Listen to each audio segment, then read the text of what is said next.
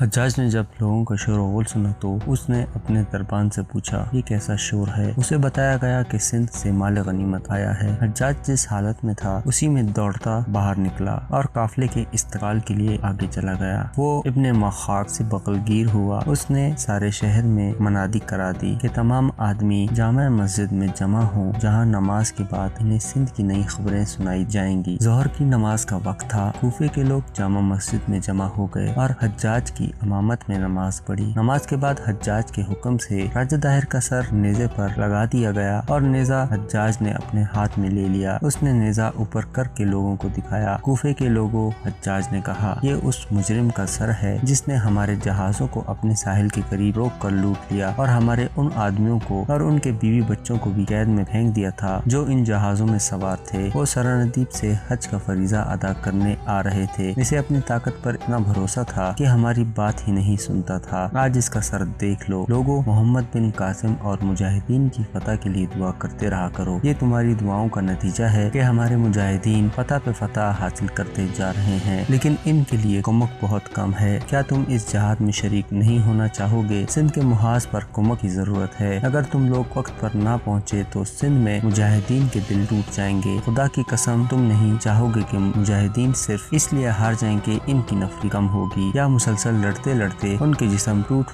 جائیں گے۔ حجاج اتنا ہی کہہ پایا تھا کہ لوگوں نے لبیک لبیک یا حجاج لبیک کے نعرے لگانا شروع کر دیے اور بہت سے ایسے آدمیوں نے جو لڑنے کے قابل تھے اور جو مسلسل پیش قدمی اور لڑائی کی صحبتوں کو برداشت کر سکتے تھے، سندھ کے محاذ پر جانے کے لیے اپنے آپ کو پیش کر دیا۔ حجاج نے حکم دیا کہ ان تمام آدمیوں کو باقاعدہ طور پر فوج میں شامل کر لیا جائے اور ان کی تربیت بھی شروع ہو جائے۔ حجاج نے تمام تر مال غنیمت خلیفہ ولید بن عبد الملک تک پہنچانے کے لیے دمشق بھیج دیا تھا۔ اس نے راجہ داہر کی بھانجی حسنہ کو بھی خلیفہ کے پاس بھیج دیا۔ مال غنیمت کے ساتھ حجاج نے خلیفہ کے نام ایک خط لکھا تھا جس کے الفاظ کچھ اس طرح کے تھے کہ میں جانتا ہوں کہ آپ کو یہ پسند نہیں تھا کہ سندھ کی فتح کی مہم شروع کی جائے، لیکن میں نے آپ سے اپنا فیصلہ منوا لیا۔ آپ کو یاد ہوگا کہ میں نے آپ سے وعدہ کیا تھا کہ سندھ پر حملہ اور وہاں کی تمام تر جنگی اخراجات میں پورے کروں گا، بلکہ آپ کو اخراجات سے خاصی زیادہ رقم پیش کروں گا۔ آپ دیکھ رہے ہیں کہ سندھ سے کتنی بار اور ہر بار کتنا مال غنیمت آ چکا ہے اور اس میں کس قدر سونا اور کتنی قیمتی اشیاء ہیں۔ حجاج بن یوسف نے یہ بھی لکھا تھا کہ یہ تو زر و جواہرات ہیں جو دنیا میں جاہ و جلال قائم رکھتے ہیں۔ اگلی دنیا کا بھی سوچیں جہاں ہم سب نے لوٹ کر جانا ہے، وہاں زر و جواہرات، جاہ و جلال اور گھوڑے ہاتھیوں پر سوار لشکر کام نہیں آئیں گے۔ میرے کمسن بھتیجے نے اسلام اور سرزمین عرب کے سب سے بڑے دشمن راجہ داہر کو شکست ہی نہیں دی بلکہ اس کا سر کاٹ کر بھیجا ہے، اور میں یہ سر آپ کی طرف بھیج رہا ہوں۔ یہ وہ سر ہے جس میں بادشاہی کا غرور اور فتور سمایا ہوا تھا اور جس نے اللہ کی وحدانیت اور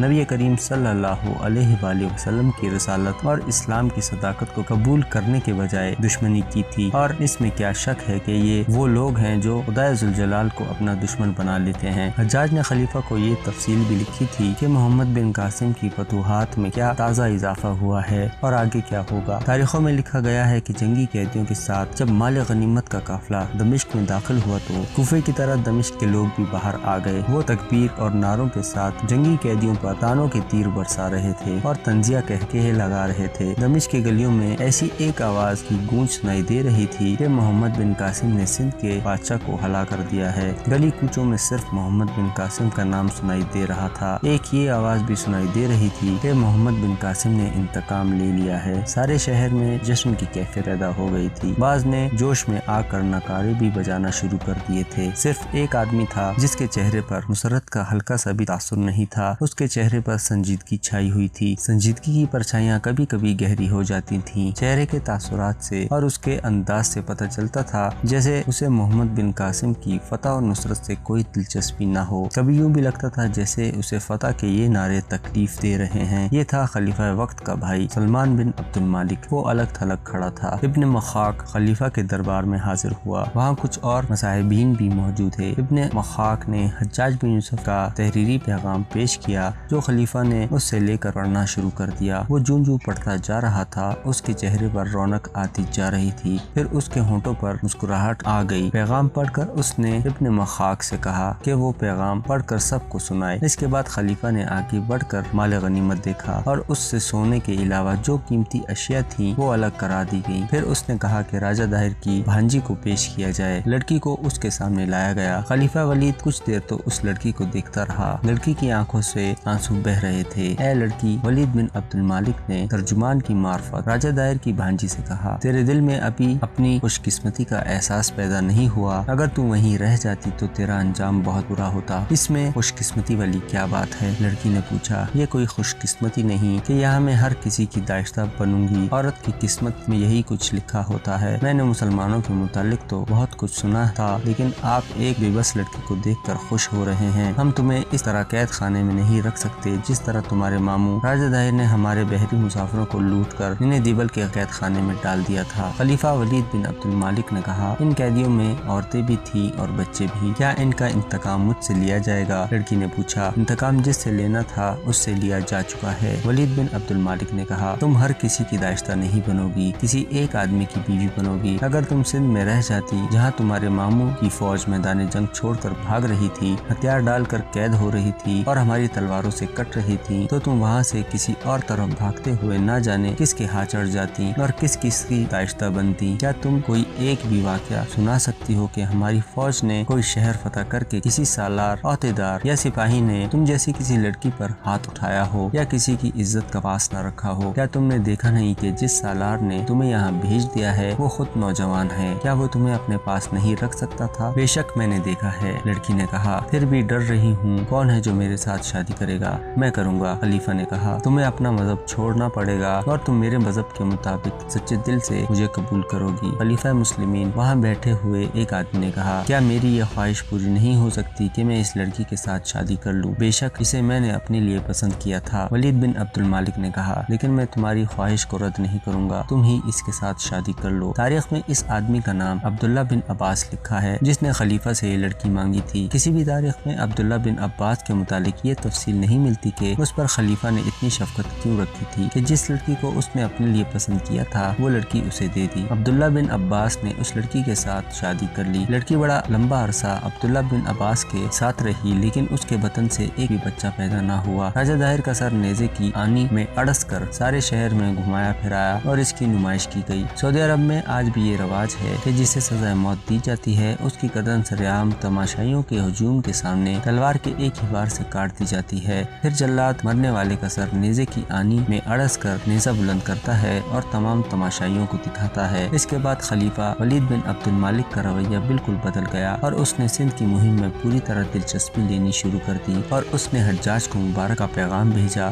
اور لکھا کہ محمد بن قاسم تک بھی اس کی مبارکباد اور دعائیں پہنچا دی جائیں۔ حجاج بن یوسف نے ابن مخاق کے ہاتھ محمد بن قاسم کے نام پیغام بھیجا جس میں اس نے پہلے کی طرح محمد بن قاسم کی حوصلہ افزائی کی اور اسے ہدایت دی کہ اب وہ کس طرح آگے بڑھے۔ اس نے پہلے محمد بن قاسم کو لکھا تھا کہ راجہ داہر پر فتح پا لی تو آگے کی پیش قدمی تیز ہو جائے گی۔ حجاج نے پہلے کی طرح اب بھی اپنے پیغام میں تلاوت قرآن اور عبادت پر زور دیا اور ایک بار پھر آیت الکرسی کی فضیلت بیان کی۔ محمد بن قاسم نے ارواڑ کا شہری نظام رواں کیا اور اعمال مقرر کیے۔ اس دوران اس نے بہرور میں اپنے جاسوس بھیج دیے۔ معلوم یہ کرنا تھا کہ وہاں کتنی فوج ہے، قلعے کی دیواریں کیسی ہیں اور دیگر دفاعی انتظامات کیا ہیں۔ قلعے کی ساخت مضبوطی کا جائزہ لینے کے لیے شعبان خود بھیس بدل کر گیا تھا اور قلعے کے ارد گرد کچھ دیر گھومتا پھرتا رہا تھا۔ دوسرے جاسوس مقامی آدمی تھے، ان کا بہروب آسان تھا۔ وہ ارواڑ سے بھاگے ہوئے شہری بن کر گئے تھے اور کچھ دن وہاں رہ کر نکل بھی آئے تھے۔ بہرور ارواڑ کے آگے کا ایک قلعہ تھا جس کے متعلق پہلے کہا جا چکا تھا کہ سر کرنا بہت ضروری ہے۔ اب جاسوسوں نے آ کر محمد بن قاسم کو جب یہ بتایا کہ قلعے کی فوجی نفری 16,000 ہے تو اس قلعے پر حملہ اور اس کی نفری کا خاتمہ ضروری ہو گیا تھا۔ محمد بن قاسم کا اصل اور سب سے بڑا ہدف تو برہمن آباد تھا جہاں تک محمد بن قاسم اپنے لشکر کو دور کا چکر کاٹ کر لے جا سکتا تھا اور اس طرح بہرور اور اس سے آگے ایک اور قلعہ دہلیہ کو نظر انداز کیا جا سکتا تھا۔ لیکن ان قلعوں میں دشمن کی جو اتنی زیادہ فوج تھی اسے نظر انداز کرنا بہت بڑی جنگی لغزش تھی۔ محمد بن قاسم نے ماہ شوال 93 ہجری کے آخری دنوں میں ارواڑ سے کوچ کیا اور بہرور تک پہنچ گیا۔ محمد بن قاسم کا یہ خیال غلط ثابت ہوا کہ اس نے دشمن کو بے خبری میں جا لیا ہے، کیونکہ جو ہی اس نے اپنے لشکر کو محاصرے کی ترتیب میں کیا دیواروں اور قلعے کی برجیوں سے تیروں کا مینہ برس پڑا۔ تیروں کی یہ بوچھاڑ اچانک آئی تھی جب مسلمان قلعے کا محاصرہ کر رہے تھے تو ایسے پتہ چلتا تھا جیسے اس قلعے میں کوئی بھی نہیں ہے۔ دیواروں کے اوپر دشمن کے سپاہی نظر آتے تھے لیکن ان کا انداز ایسا تھا جیسے وہ خوفزدہ ہوں اور مسلمانوں پر تیر تیر چلانے سے گریز کر رہے ہوں۔ اسی دھوکے میں مسلمان دیوار کے اتنے قریب چلے گئے تھے کہ دشمنوں کے تیروں کی پہلی بوچھاڑ کی زد میں آ گئے۔ اس کا نتیجہ یہ ہوا کہ محاصرہ اکھڑ گیا، کئی ایک مجاہدین زخمی اور شہید ہو گئے۔ اچانک افراتفری سی مچ گئی تھی۔ اس صورتحال سے دشمن نے یہ فائدہ اٹھایا کہ قلعے کا صدر دروازہ اور ایک اور دروازہ کھلا۔ سواروں کے دستے اندر سے یوں نکلے جیسے سیلاب کا بند ٹوٹ گیا ہو۔ ان سواروں کا مسلمانوں پر حملہ بڑا ہی شدید تھا۔ ایک بار تو مسلمانوں کے پاؤں اکھڑ گئے۔ جتنی دیر میں وہ سنبھلتے دشمن کے سوار ایک زوردار حملہ کر کے واپس قلعے کے اندر چلے گئے تھے۔ محمد بن قاسم کو اپنے طور طریقوں اور چالوں پر نظر ثانی کرنی پڑی۔ اس نے اپنے تمام دستوں کو پیچھے ہٹا لیا۔ شہیدوں کی لاشیں ابھی تک دشمن کے سامنے پڑی تھی اور بعض شہید زخمی جو اٹھنے کے قابل نہیں تھے وہیں بے ہوش پڑے تھے۔ ان سب کو رات کے وقت اٹھایا گیا۔ اگلے دن محمد بن قاسم نے کوئی کارروائی نہ کی۔ زیادہ تر وقت زخمیوں کی مرہم پٹی میں صرف ہوا اور ان زخمیوں کو پیچھے بھیجا جو لڑنے کے قابل نہیں تھے۔ اس روز محمد بن قاسم نے اپنے سالاروں کو بلایا اور ان کے ساتھ صلاح مشورے کر کے نئی حکمت عملی ترتیب دی۔ تمام سالاروں کو احساس ہو گیا کہ اس قلعے کو آسانی سے سر نہیں کیا جا سکے گا۔ اگلے روز محمد بن قاسم نے ایک مقام پر تیر اندازوں کو اکٹھا کیا اور دیواروں میں شگاف ڈالنے اور سرنگ کھودنے والے تربیت یافتہ آدمیوں کو بھی ساتھ لیا۔ اس نے تیر اندازوں کو حکم دیا کہ سامنے دائیں اور بائیں دیوار پر اس قدر تیز تیر برسائیں کہ دیوار سے کسی کا سر اوپر نہ اٹھ سکے۔ تیر اندازوں نے اس کے حکم کی تعمیل کی۔ تیروں کی بوچھاڑیں ایک دوسرے کے پیچھے دیواروں پر پڑنے لگیں تو دیوار کے اس حصے سے دشمن کے سپاہی اوٹ میں ہو گئے۔ محمد بن قاسم نے دیواروں پر شگاف ڈالنے والوں کو تیز دوڑایا کہ وہ دیوار تک پہنچ جائیں۔ وہ پہنچ گئے تو انہوں نے دیوار میں نقب لگانی شروع کر دی۔ کام آسان معلوم ہوتا تھا کیونکہ دیوار گارے اور پتھروں کی بنی ہوئی تھی۔ پتھر نکلتے آ رہے تھے لیکن یہ دیوار مکان کی دیواروں کی طرح سیدھی نہیں تھی، نیچے سے بہت چوڑی تھی۔ اس میں نقب لگانے کا مطلب یہ تھا کہ جیسے سرنگ کھودی جا رہی ہو۔ اس پارٹی میں آدمی اتنے زیادہ تھے جو دیوار میں سرنگ جیسی نقب لگا سکتے تھے، لیکن اسی دیوار کے دور کے کونے پر کھڑے سپاہیوں نے دیکھ لیا کہ دیوار توڑی جا رہی ہے۔ انہوں نے یہ انتظام کیا کہ بڑے بڑے پتھر، لکڑیاں اور شتیر اور جلتی ہوئی لکڑیاں اوپر جمع کر لیں۔ پہلے انہوں نے دیوار پر پتھر رکھے، خود اوٹ میں رہے، ان کے صرف ہاتھ اوپر تھے۔ انہوں نے اوپر سے پتھر لڑکانا شروع کر دیے، اس کے ساتھ ہی جلتی ہوئی لکڑیاں اس طرح نیچے پھینکی کہ لکڑیاں دیوار کے اوپر والے سرے پر رکھ کر چھوڑ دی جاتی تو یہ دیوار کی ڈھلوان سے لڑکتی نیچے آ جاتی۔ دشمن نے یہ جو ہتھیار استعمال کیا تھا یہ مسلمانوں کے لیے بڑا ہی نقصان دہ ثابت ہوا۔ جہاں دیوار میں نقب لگائی جا رہی تھی وہاں جلتی ہوئی لکڑیوں کے شعلے اٹھ رہے تھے۔ ایک دو آدمی جھلس بھی گئے۔ دشمن نے چند ایک جانوں کی قربانی دے کر یہ کامیابی حاصل کر لی کہ مسلمانوں کو دیوار سے بھگا دیا۔ دشمن نے قربانی اس طرح دی کہ اس کے آدمی جب پتھر یا لکڑی نیچے کو لڑکانے کے لیے اوپر اٹھتے تھے تو تیروں کا نشانہ بن جاتے تھے۔ محمد بن قاسم کا یہ حربہ بھی ناکام ہو گیا اور اس نے دروازے کو توڑنے کی اسکیم بنائی، لیکن دشمن کے تیر انداز دروازے کے قریب نہیں جانے دیتے تھے۔ کئی طریقے اختیار کیے گئے لیکن قلعے کی فوج نے کوئی بھی طریقہ کامیاب نہ ہونے دیا، بلکہ دشمن نے اپنی اس دلیرانہ کارروائی کو جاری رکھا کہ کبھی سوار تو کبھی پیادے دستے بڑی تیزی سے باہر آ جاتے اور محاصرے میں پھیلے ہوئے مسلمانوں کے کسی ایک حصے پر حملہ بول کر اسی تیزی سے واپس چلے جاتے۔ اس وقت تک محمد بن قاسم یہ سمجھ چکا تھا کہ سندھ کی فوج کا یہ خاص انداز ہے کہ باہر آ کر حملہ کرتے اور واپس چلے جاتے ہیں۔ اس کا یہ طریقہ مسلمانوں کے شب خون اور دن کے چھاپوں جیسا تھا جو وہ دشمن کی پیش قدمی کرتی ہوئی فوج کے پہلو یا عقب میں مارتے اور غائب ہو جاتے تھے۔ محمد بن قاسم نے ہندوؤں کے اس نوعیت کے حملوں کا یہ توڑ سوچا کہ محاصرے کے دستوں کو تیار رکھا جائے اور جب ہندو دستے حلہ بولنے کے لیے باہر آئے تو انہیں گھیرے میں لے لیا جائے اور واپس نہ جانے دیا جائے۔ 2-3 روز بعد